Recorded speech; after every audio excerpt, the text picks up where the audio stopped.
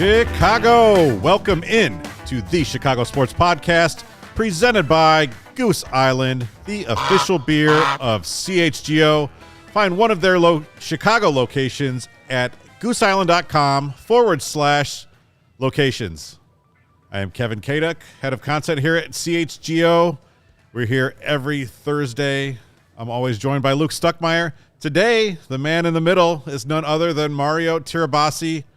And this is embarrassing. We are both wearing the same CHGO vintage hockey sweatshirt. It's a good advertisement. You say embarrassing. It's beautiful. I'm just glad you got my email. Right. It finally I'm wearing came the thong. This It's another story. This set seems lopsided. It's in balance right now. We've got Luke looking like he's ready to go sit in a duck blind. That's right. Yeah. Could go hunting, fishing. That's how I felt. Wool shoes. We're gonna call you Fudd from here on out. Fudd. Hunting wabbits. It's got a Pearl Jam concert to get to.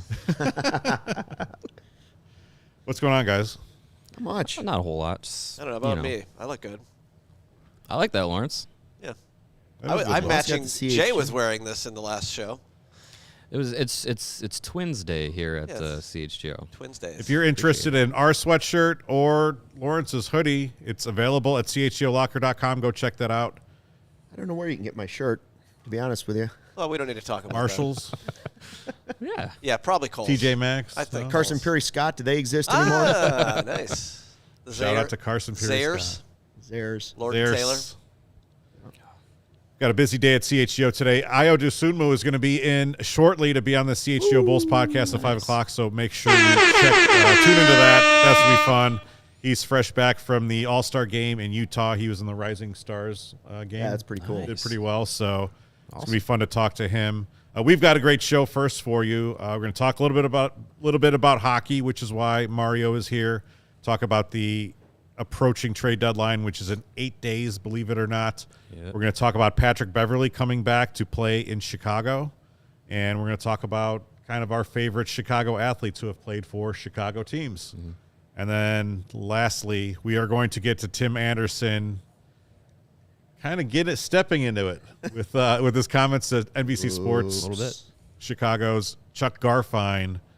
Everyone's got to be nice to Tim Anderson and the Chicago White Sox, even when they disappoint greatly. So Even when they're absolutely a train wreck and are the most disappointing franchise in the city, as they were. I know Luke has a hot Most of take on last that, year. so you're going to want to stick around for that. But first, Blistering. Oh, let's no. get to this week's Taking Care of Business Award winner. It's powered by ComEd, and it's going to our guy, number 88, Patrick Kane.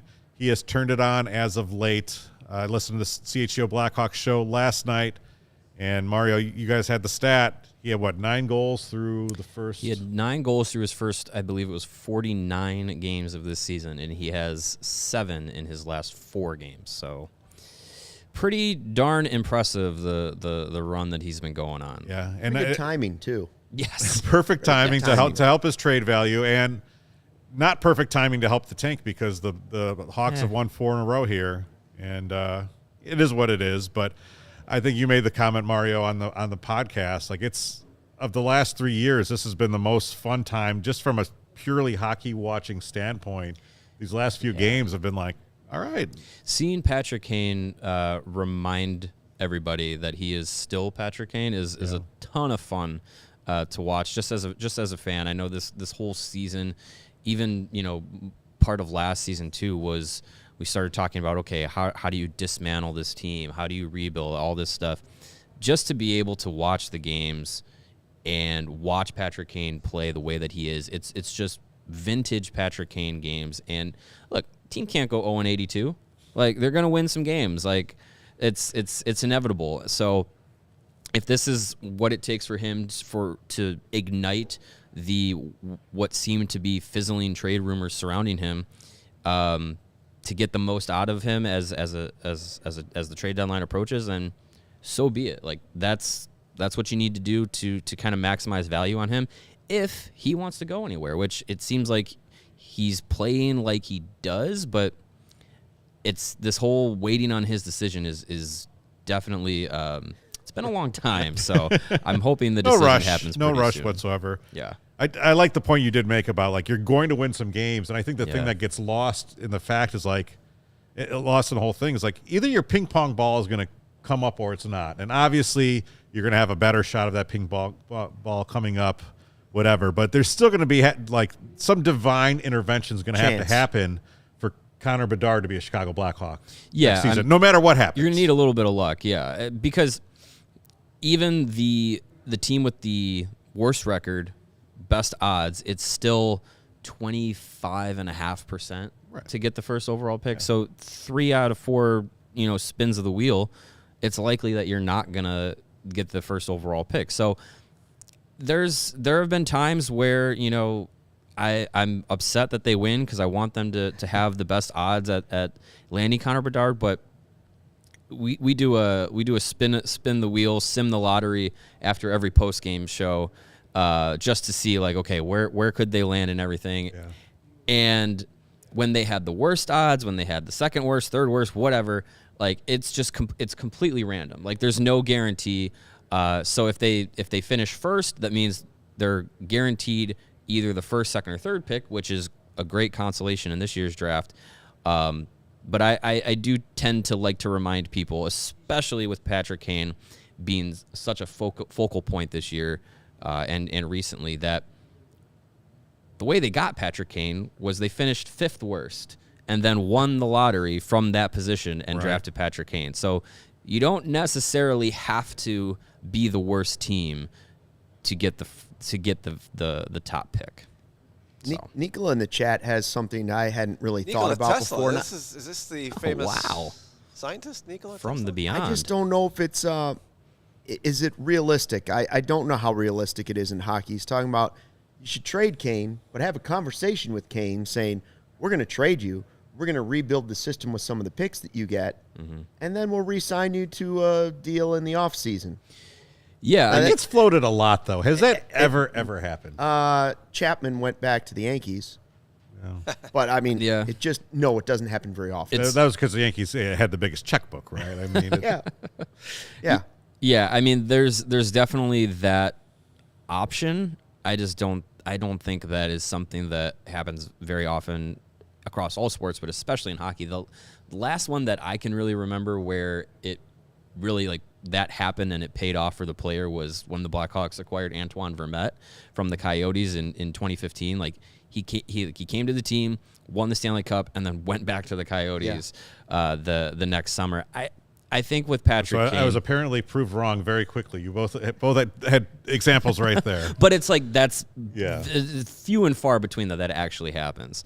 So I know it's the pipe dream to say, like, hey, like, we're going to trade you, get all the assets, and then you're going to come back and retire as a Blackhawk. Yeah. Like, sure, that's the best scenario, but I think the likelihood of that happening is less than them winning the first. So Corey has a good point, and one that I think we were going to make is I think most fans want to be the worst because then you pick third if you don't win the lotto, so you don't miss out. And obviously, this is the lowest you could pick a draft. Third. If you do finish with the worst record, you're guaranteed to draft no later than third. Which is come great. on, let's tank. Sure, Let's tank, okay. for God's sake. So 4 wins in a row. Tank what are we Chicago. doing? It's what we do. Yes. So I'm going to swerve a little bit here, and I really think like these past few games, like I was of the mind that a lot of people are, and a lot of sports fans are now in the year 2023, where it's like there's no more huge attachments. If you can actually go and make a trade and get more assets, you want to do that. And seeing what we saw from Patrick Kane, from the hat trick, to the buzzer beater that wasn't, to just a vintage performance last night, dragging them back against the Stars. To me, and now I'm just kind of like, all right, this isn't trading Chris Sale, you know, for two prospects, that was something the White Sox had to do. We can argue whether or not the Cubs had to do what they needed to do 2 years ago. But when I look at someone like Patrick Kane and that name in this town carries as much weight, and I don't think this is an argument right now. I think right now that carries as much weight as any of the greats, right? Mm-hmm. Walter Payton, Michael Jordan, like Patrick Kane is right there. And to me, like, for a long time, I thought, well, you know what? I want to see Patrick Kane go chase a cup with another team. I would love to see him watch playoff hockey. And now to see what he did and know that he still has stuff left in the tank, and to know that he could write his name on the top of every line in the Blackhawks record book, I don't want to give up on that. Like, and we're not talking about trading Patrick Kane for a top 5 pick. It's going to be a first rounder. That's probably be at the latter half of the round. I'd be fine if he comes out, today or tomorrow and says, you know what, I'm not going to waive my no trade clause. I'm going to stay here. I'm going to try to make a run for this and look at signing an extension. I would be all for that. And in fact, that's, if you gave me the choice right now, that's what I'd go for. Would you be more willing to, I mean, I know the Taves stuff is different now, but you were willing to have Taves traded, but not Kane?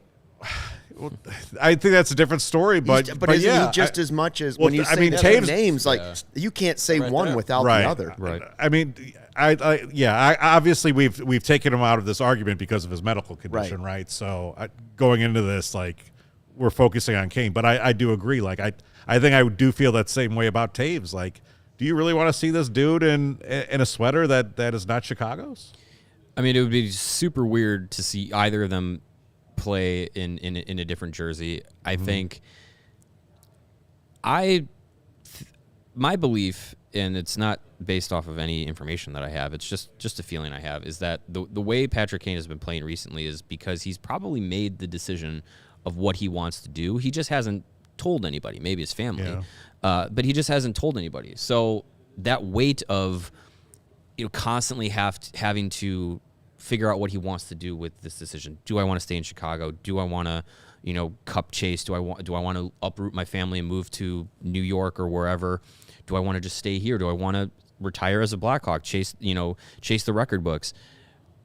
I have a feeling that he's made that decision in his mind, and that he's either one way or the other. It's weight off of his shoulders. So now he's either enjoying his final games as a Blackhawk, or he's like, you know what, I don't have to worry about this anymore. I'm just going to go out and play hockey. And we're seeing it turn out to be one way or the other, a kind of turn back the clock moment for him. If he wants to stay, see what happens in the draft lottery, and then, see what options are out there in the summer and how re-signing with Chicago stacks up to what he could do in free agency, I'm fine with that.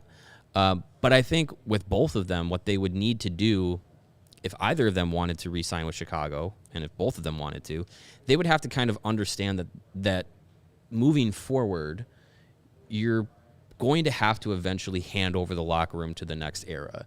Because I think going into this year, there were a lot of new faces, but it was still, this is Jonathan Toews and Patrick Kane's team. They're still the guys that everyone wants to hear from. And, especially for deciding what they want to do with their future, it's the two guys that everybody's been focusing on.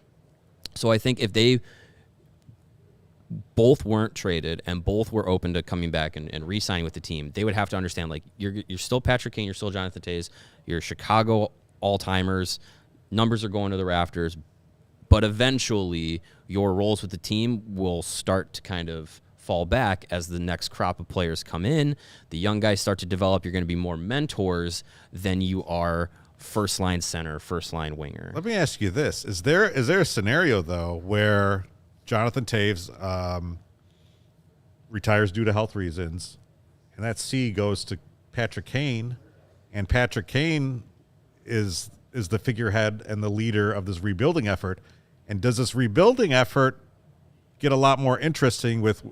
I think like it's more interesting if Patrick Kane's involved, right? I was gonna ask a similar question. It's that if the scenario plays out and they do get Bedard, doesn't that speed up the rebuild process if you get Bedard? And wouldn't you prefer to have Patrick Kane at his side for that rebuild? Because you've seen he's still an impact player at times. So you'd have the guy that could hand the mantle over, but you would also,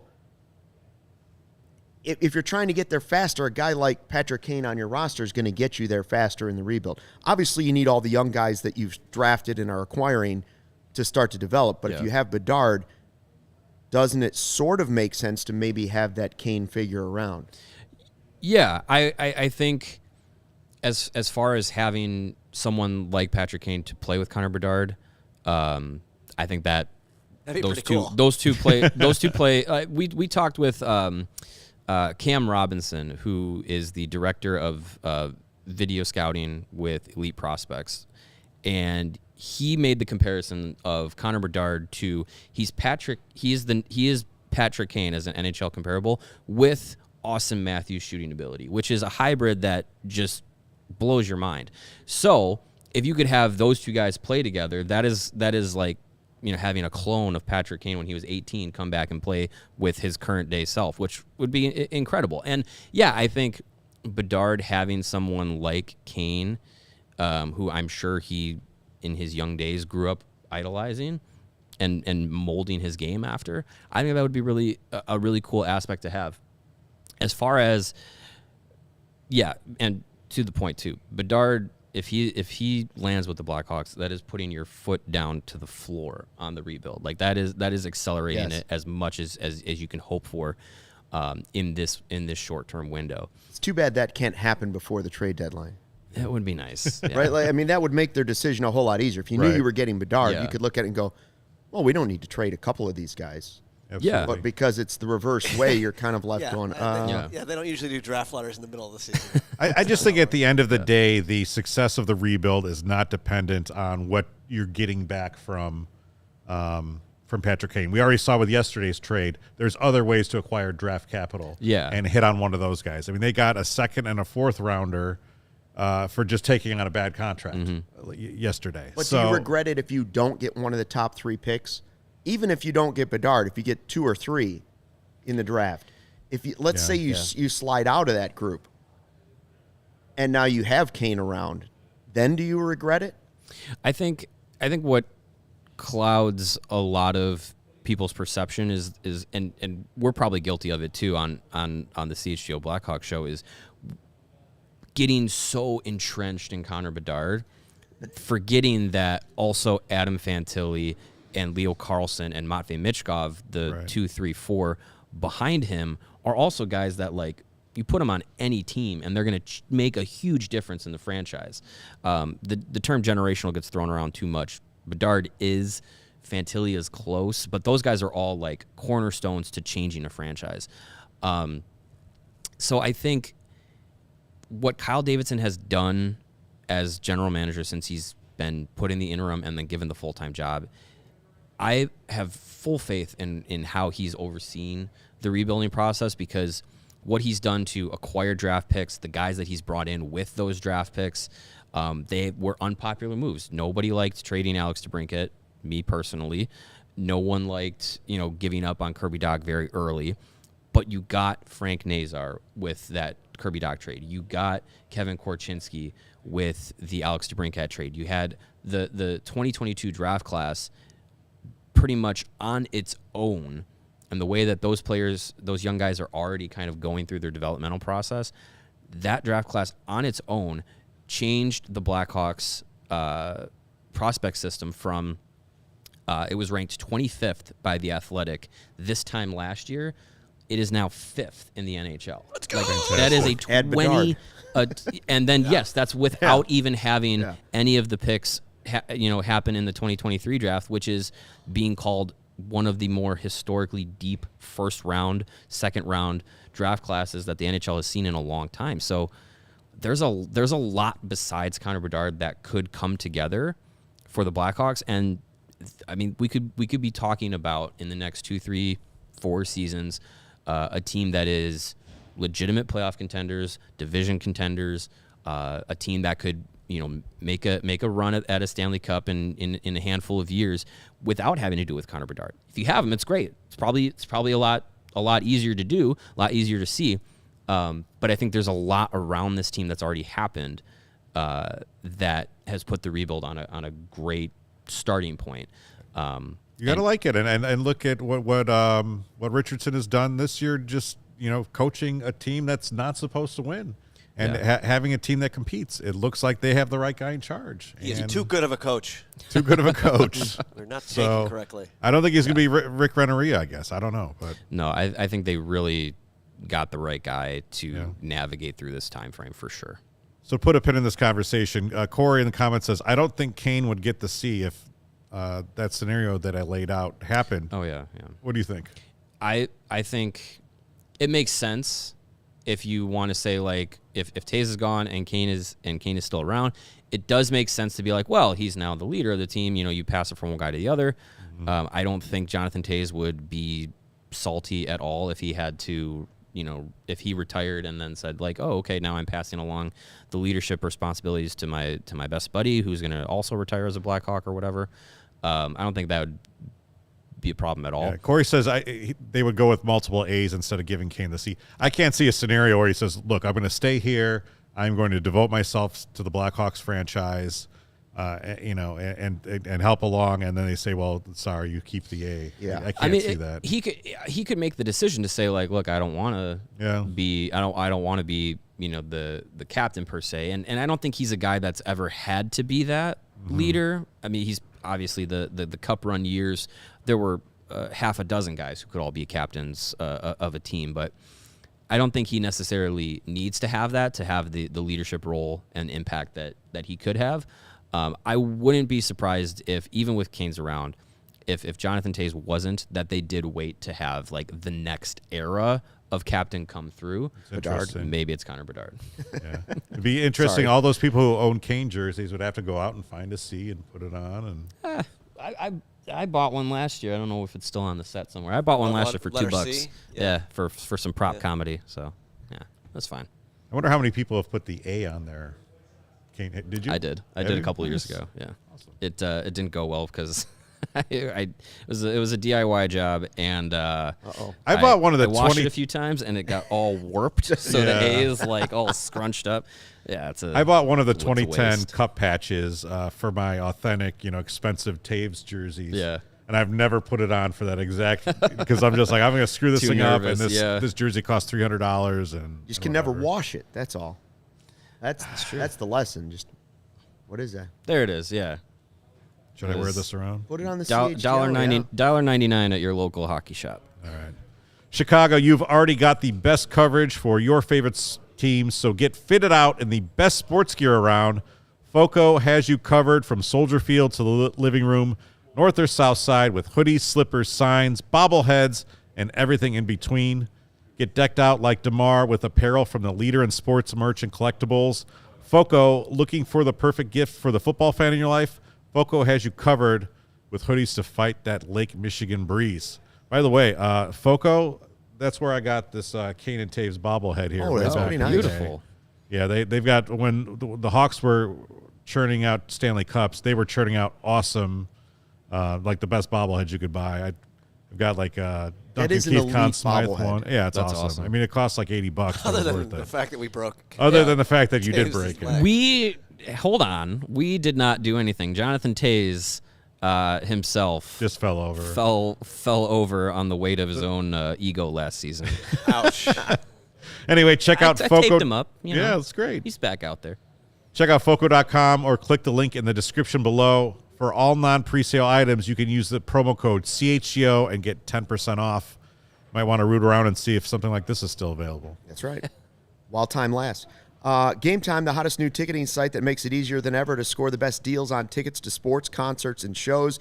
If you've ever dreamed of sitting in a seat you just thought you never could, 50-yard line, courtside, center ice, behind home plate, floor seats at a concert, possible with the Game Time app. The biggest last-minute price drops can be found on the seats you never thought you could buy.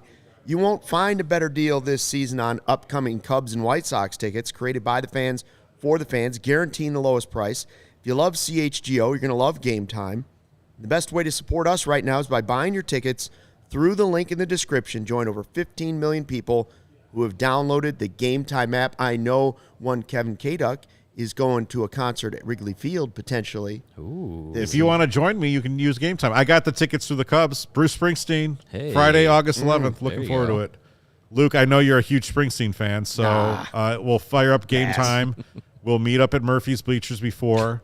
But if you want to buy me a ticket on I Game will. Time, I would think about going for free for half the concert. You know what? I was not the biggest Springsteen fan in the world. Like, I liked him. I respected him. That's And how when I he am. was I here in 2012, they put on, they didn't sell out all the tickets. And my wife and I bought seats for it was like a flash sale by the Cubs for, I don't know, 40 or 50 bucks. We sat up in the 500 level, literally up against that, chain link fence last row of Wrigley. Yeah. And we had a wait. blast. What- and to me, what then I was chain- like, oh, I finally get the whole Springsteen True link thing. fence? Thank you. True Link fence. So, we'll see how it works out, Luke. Now, will he play like 4.5 hours? Isn't that like the? He's 73 years old now, so I think they may have cut it That's down a quite little. the ask. Doesn't it generally rain for every concert at Wrigley? So it depends on the He got there thunderstorm. really late when we went because Lakeshore Drive was so backed up. Oh, God. And we talked earlier today about, Jake was talking about when he would drive home from Sunday nights here a couple times, O'Hare was blocked off because the team that played the Bears was going to the airport. So you can get a police escort for the freaking, I don't know, Cincinnati Bengals. Cincinnati Bengals and They not pay for it, not the right? boss. Come on, man. Where the boss should get. The boss probably should jump But in. he's just a regular The Ricketts guy. should get him a helicopter, and he should just You lift know? out of the stadium and go to the airport. He's got Blue his collar jeans. everyman. Yeah. He's got his white T-shirt, rolled up sleeves. You're gonna be that guy, aren't you? What guy? The guy that doesn't Are like you a the big boss. Springsteen guy? I actually, I'd love to go see him. I thought, I know. I mean, I'm totally fine with Springsteen. What? There's just other people I would if it's expensive. There are other These concerts. seats weren't that bad. For instance, I Yeah. said if the Smashing Pumpkins were to play at Wrigley Field, I would rather see the Smashing Yeah, Pumpkins. if it How was is that not happening? 1995. I don't know. I don't know if they're just not a big enough It's just following. Billy and, I mean, I guess I Jimmy know. is I'm just still saying. there, but- I'm trying to think of bands I would like to see now at Wrigley Field that I haven't seen. Like I like Foo Fighters. I've seen Foo Fighters there. I've seen Pearl Jam there. Were you at the Pearl Jam show? The first one, concert I'll never the forgive Lightning? myself for not going to is Tom Petty's last concert there. I literally did 'Cause I've seen a lot of Yeah. Tom I Petty liter- concerts, but that's the one. I was supposed to go with Eric at home, who works for NFL now, and both of us had children very recently, and we're just kind of in that very early parenthood thing of like, I'm fried. I do not want to do anything Where I that was. I don't have to do, right? And I literally said, we'll see him next time. That's what I And said. then he died like a it month was a it was month later. raining. I was like, you know what? I was going to get. It was like a tickets last midweek minute. show, I think. It's like I've seen him like 5 or 6 times. I don't need to see him at Wrigley right now. I saw Tom Petty at Horde Festival at the I think I Marcus did. Amphitheater in Milwaukee. That's I great. think I did too. Yeah, good times. Ben Anyway. Tom Folds. Petty's a freaking legend, and Ben my Folds 5 my was daughters there. now love him. Like he comes on. Oh, that's good. nice. That's They good love parenting. him. Nice. Yeah. So anyhow, all right. Let's talk a little bit about Patrick Beverley. The pride of Marshall has signed with the Bulls. They picked him up off the buyout market, and he's coming in with his defense. With his, he's not a great 3-point shooter, but he can put one up, and he's here to save the Bulls. Right? We're headed to the top of the Eastern Conference. I just don't know what to make of it. It doesn't seem like it's going to have. If you'd have made at the beginning of the season, if you'd have known you were just going to have Ball sit out the season and you thought you still had a shot at really being a good playoff team, then maybe I understand it. But now I don't understand the move other than here's a guy from Chicago. I've always wanted him to get a shot to play with the Bulls, but the current situation just doesn't really make any sense to me. It 'cause I doesn't think make they're- sense, but I think we can understand it from everything that we've read from AK this year. They think that they have a team that's still very competitive, that can still do something, and they what? went out there. I don't know. I mean, Sneak into look. the play-in round. I don't exactly. know. The It one doesn't thing- make sense to us, but I can see how it makes sense to the brass. It sounds like he's sort of there to be that irritator, right? To kind of be Right. that veteran guy to be like, hey, you're not taking that shot anymore. In fact, he even said, I'm gonna tell Zach, you go do what you do, shoot, score.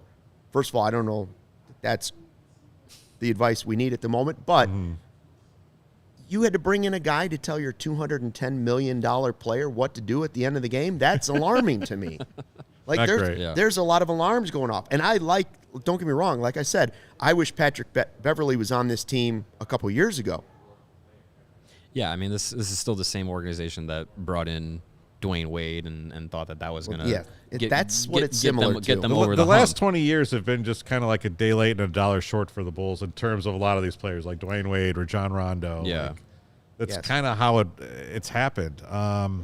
That's definitely the same kind of vibes I'm getting from this kind of move. And like you don't want to have your big max contract player be motivated by a veteran guy from the city. Mid-season, like Right. it doesn't seem like that's the kind of optics you want to have. And it's just this Bulls team seemed like it was built so well to just shoot right for the middle, and I don't know why. Which is a terrible place in the NBA. It's not a great place to be. So I don't know purgatory. I don't know how this move, and while his defensive game is still, it's still worth something. I don't see how this move actually moves the needle to where the Bulls is like, oh yeah, let's get excited again. I will say this: when the idea of Westbrook was floated out there, I like this move better than that. I mean, I don't think either one was taking it anywhere, but I think if you added Russell Westbrook, you would have just recreated the 3 alpha team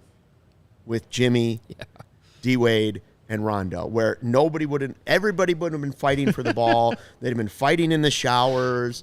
2 guys would have teamed I was up rooting against for the that other guy. because it would have been interesting. That's what would have happened. Well, It would have and been I'm rooting complete for this chaos. Patrick Beverley thing because you do want to watch guys who are, who play hard, who play defense, who maybe change the way that their teammates play.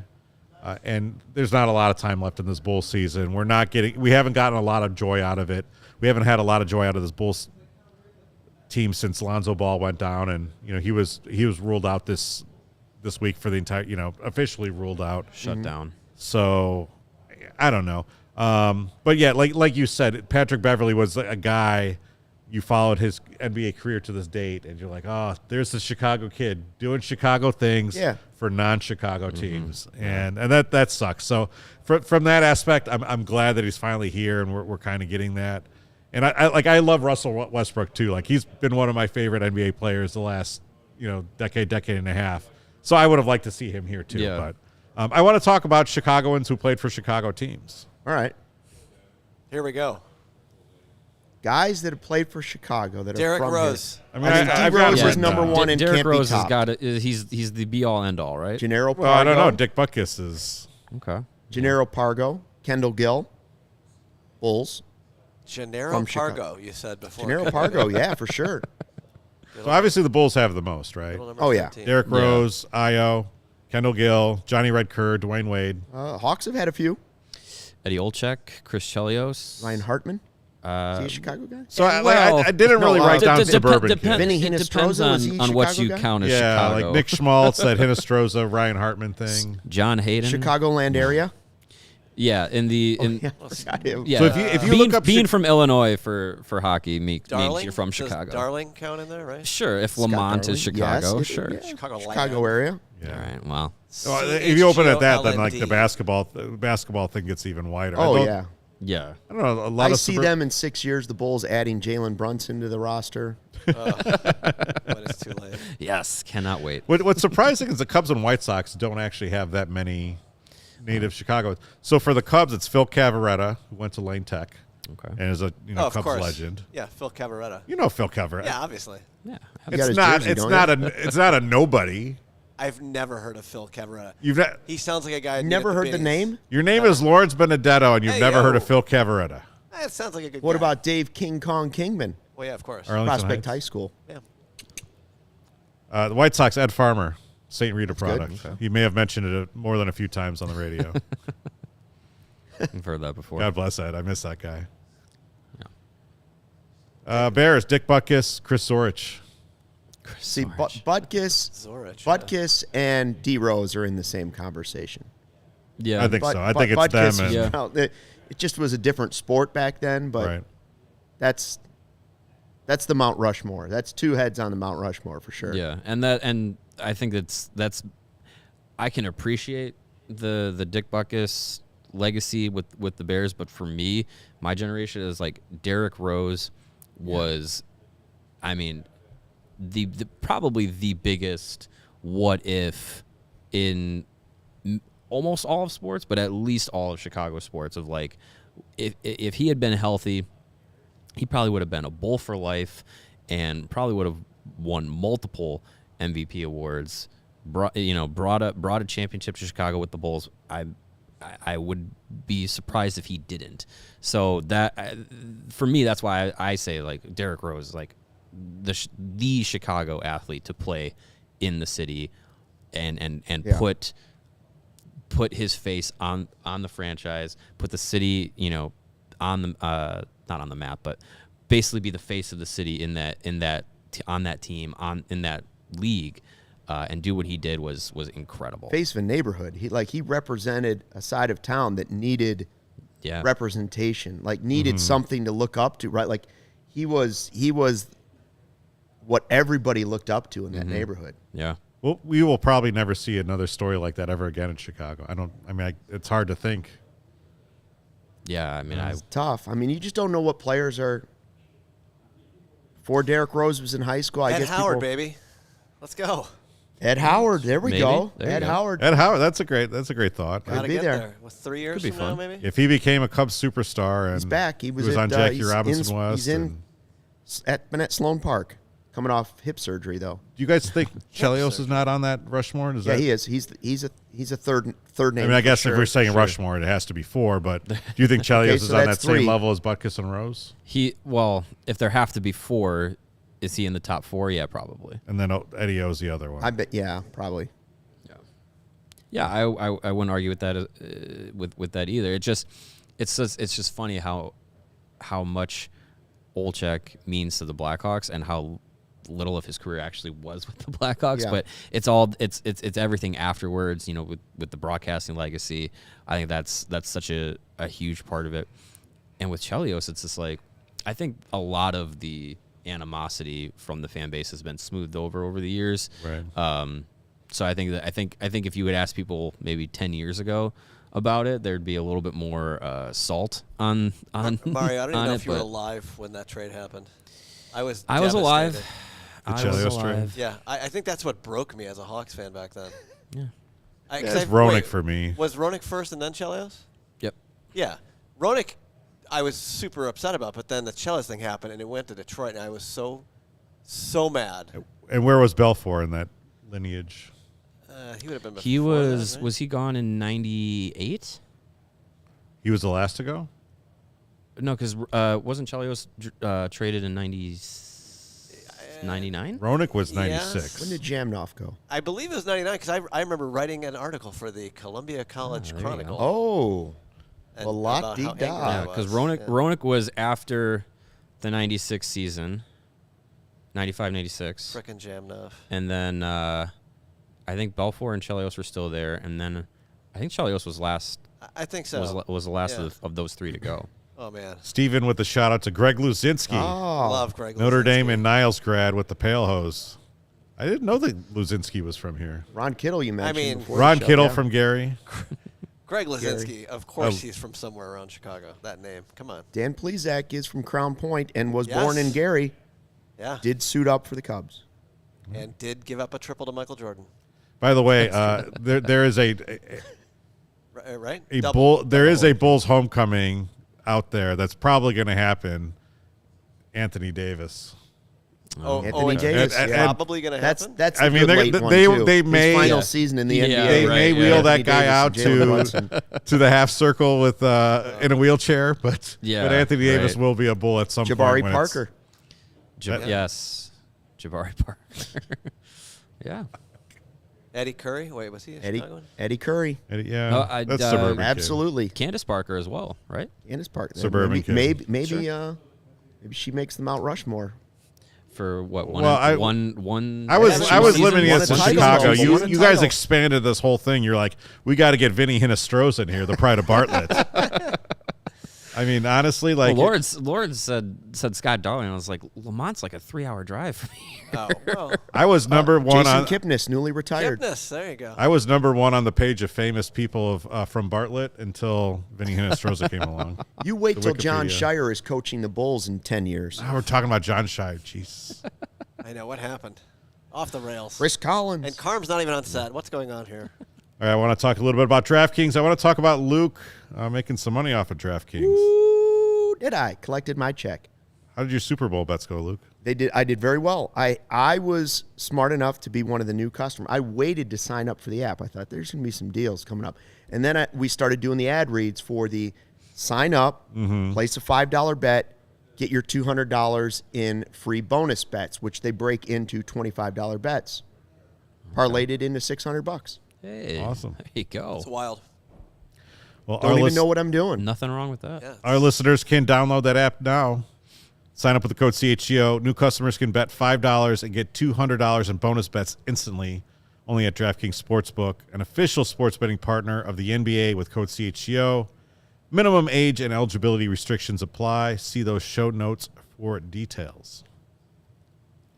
How did we forget Io, by the way, in the conversation? In the of initial Chicago talk, yeah. guys? Yeah. I Kevin's- mentioned him right away. He Kevin mentioned had Oh, it. you did right off the Yeah. top. Io, who's Well, coming here put on him the on the Mount CHGO Bulls Rushmore. show in 45 minutes. That's right. Make sure you hit that that subscribe button. We did wait. He said Gennaro Pargo before you said Io. That was I that did. didn't happen. But Io is prime of his career. We're heading to the I didn't prime know that of his Pargo was career from here. soon. What high school did he go to? I know He's this gonna answer. say like Vernon Hills or But something. no. He's Chicago Public League, Gennaro Pargo. Played against D Rose. I'm going to Google it. What's I your would guess? not know. Can you just at least guess? No, I can't because my mind is mushy. Gennaro I'm Pargo. almost positive it's Chicago Public League. Rich Central is Kendall Gill. Simeon, Paul Nick Robeson. Anderson. Robeson. Robeson. Paul Robeson. Robeson High School. There you go. Ding, ding, I learned ding. something today. All Gennaro right. Pargo went to Paul Robeson High School. Last, we're going to talk a little Chicago White Sox. You're a White Sox fan, right, Mario? I have a hat.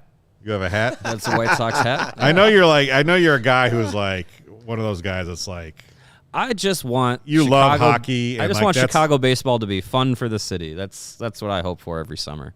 but like 97% of your We all thoughts hope for that. each day are about hockey, correct? Yeah, the other three about your family? Roughly 97. Yeah, Yeah. and the other 3 is my wife and my daughter. Yeah, Gosh, I hope your wife's not watching. she probably is. But I love hockey fans like Sorry. that. I mean, like I consider myself a hockey fan, and the Hawks are my favorite team. But you guys on the Blackhawks show are just a different level, and that's why I just kind of defer to you guys, and why you guys have such a great show, because you do the rebuild report for us, Yeah. and with Greg Boyson, and it's great because you don't just love the Blackhawks, you guys love what's going on with the Ice Hogs and the AHL and what's going on in the college ranks. And what's been valuable for us and for our CHGO diehards is you guys are going out and saying and compiling all the information and putting it in one place, and you're able to follow hey, Kevin Korchinski, which by the way, great initials. Yeah. He's near the top of the list for the replacement Hawks jersey when it comes time for me to make that investment. Perfect. But you guys do a great job with that. So. Thank you. Korchinski's. Yeah, I appreciate it. Yeah, I mean, Or cheap. this year more than any in the last 10, 15 years, diving into the future of the team has been important and kind of the only thing that's really mattered. So, yeah, we've definitely made it a point to go in and do that. So, yeah, Rebuild Report, this week's edition is coming out tomorrow. So become a diehard if you haven't, and you'll be able to read that and get up to date on all the future of the Blackhawks. Lucas told me several times he just reads it and commits it to memory. That's great. It's not that I don't read it. It's just that nothing commits to memory. Oh, yeah. That sounds like a person. Did I have breakfast this morning? I don't know. It's just the way it goes. Do you feel full? Especially with a little. You guys know, and with a little one at home, Yeah. less sleep, worse memory. I don't remember much of those first 2 years of my daughter's life. And then you just kind of combine it with what we're doing here at CHGO, which is we're working hard every day. And it's that kind of adds to the exhaustion. But we try. Yeah. Got him through. Tim Anderson, he said he's also trying, and he wants Chicago media and fans to try not to come down too hard on him when they play like crap. He was talking with Chuck Garfien down in Glendale. He said there's a lot of room to grow and just a lot of confusion. A lot of people pulling from different angles, not just in the clubhouse, fans as well, a little bit of everybody. So the ultimate goal is to try to dominate and get it back on. Then he went on, pulling from the same string with everybody, including you. You meant Chuck Garfien, who, yeah. Look, Chuck Garfien does a lot of Sox things. fan, by the way. He's a good guy. He is not necessarily the hardest of critics. This is not vintage Jay Mariotti. No. But Jay Mariotti. No, I mean Jay Mariotti is someone like, okay, I could see why athletes would have a problem with Jay Mariotti. Because he is the worst. So yes, absolutely. He's probably If anybody's negative on that show at any time, it's Ozzy. Right. correct. And you have to be able to take it from Ozzy. The guy won the World Series, was the manager, one of the best players in franchise history. If you can't take it from him, then you're soft. Yeah. Tim Anderson also said, if you're part of this, and you're one of our supporters, and you see somebody struggling, that's like if you see your wife struggling or pat her on the back. So that's kind of one of those things. We're all under the same umbrella. Interesting analogy there from Tim.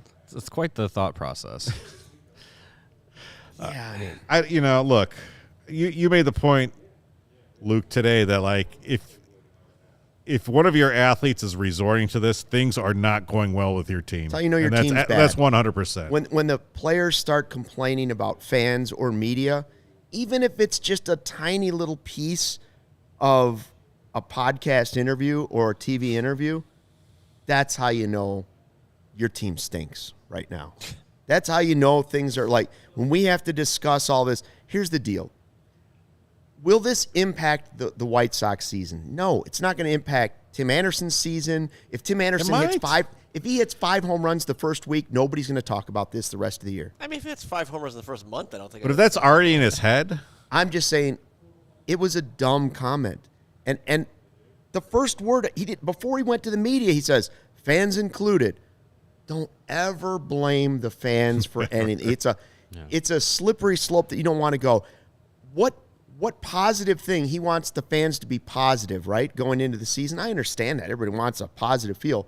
But why would you blame it on the fans? What should the White Sox fans be excited about? The fact that they had Tony La Russa the last couple of years as managers? Should they be excited about not retooling the roster? Should they be excited about 2 playoff wins since 05?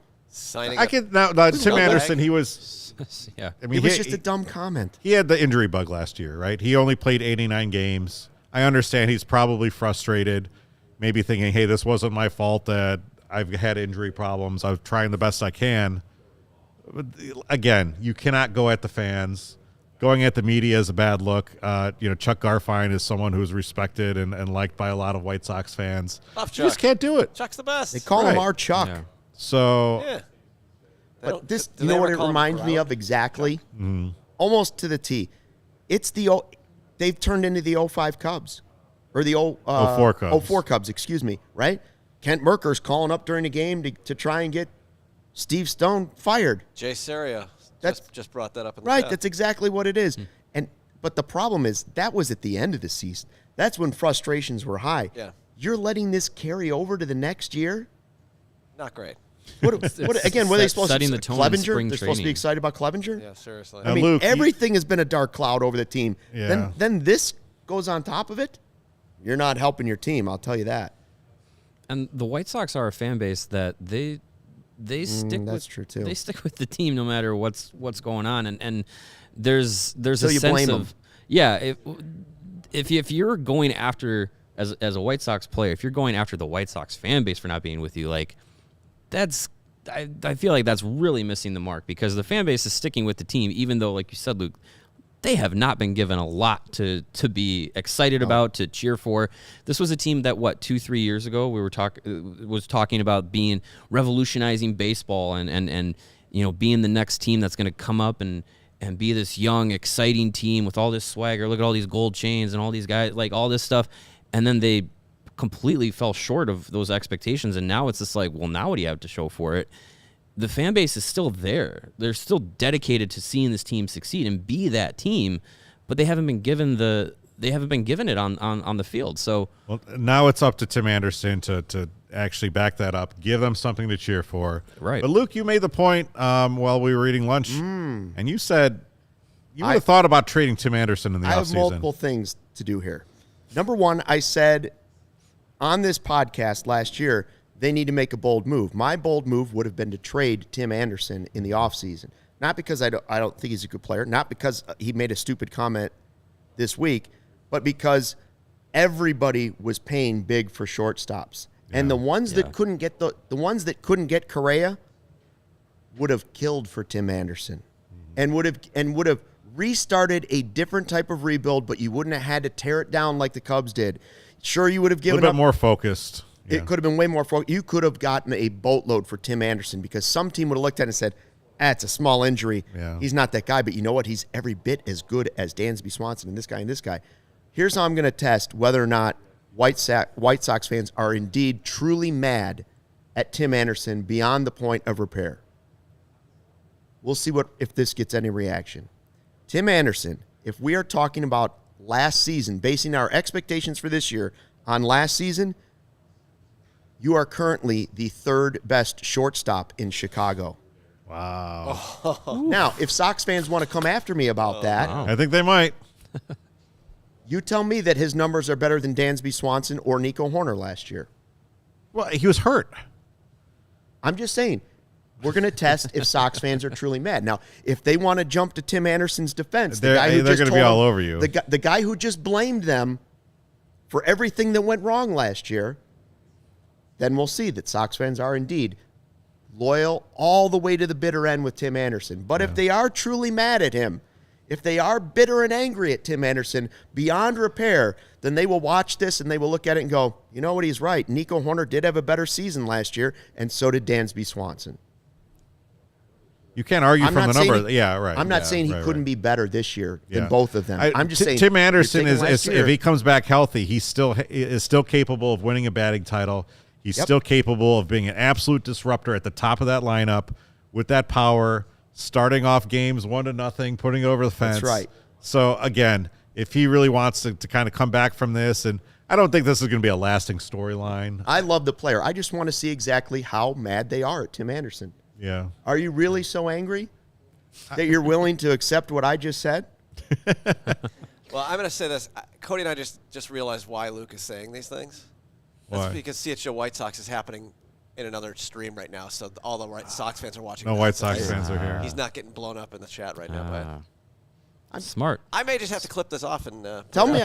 We're putting it out. We're putting it out. Tell me I'm wrong. Of those three players, tell me he was better last year than those. I wish we had a dunk tank right now for Luke to get in. And I actually like Tim Anderson. I still would have traded him in the offseason because I thought they had to do something bold to shake up this team, and that would have shaken up the team. Oh, yeah. No question about Matt's that. coming our guy Matt said, you can't be critical of what TA said without a garbage hot take like that. See? It takes extreme cherry picking and small samples to make an argument like that. See, he's not mad. He's not mad at TA. I heard from a lot of Sox fans. I listen to a lot of sports radio. There's a lot of people that are just done. They can't take it anymore. Well, it's a lot of. I think it's wait a till lot you of. say. It's like when you say something bad about a family member, right? You're mad at your brother or sister, and you're just mad at him. But if someone across town comes over and says, "Boy, your brother's a real loser," you're down there. You know, that's the way it is. That just happened on Abbott Elementary last night, but that's a whole other TV show. So we don't need to talk about that. There you go. Well, Mario, we appreciate you stopping by today. Yeah, thanks for Don't having be me a on. stranger. We'll problem. talk a little bit Hawks. I mean, the Hawks are going to be a storyline. And I actually thought about this. Like, it actually behooves CHGO, and it would benefit us if he doesn't get traded, because we're going to get all the traffic of will Kane get traded up until next Friday. Yeah.